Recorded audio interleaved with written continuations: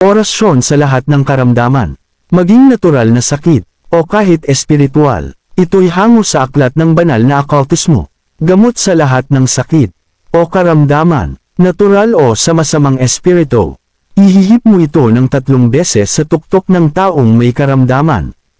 O isulat sa isang papel ang orasyong ito. Lagyan ng kaunting langis ang papel, at itapal sa parting masakit, at asahan mong mawawala na ang sakit na yaon.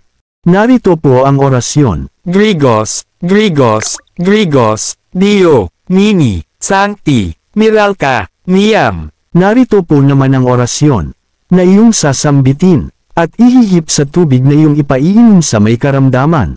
Eagle Psalm, Coeveratis, Sumog, Deus, Jesus, Maria, Yusef, Deus, Jesus, Maria, Yusef, Deus, Jesus, Maria, Yusef.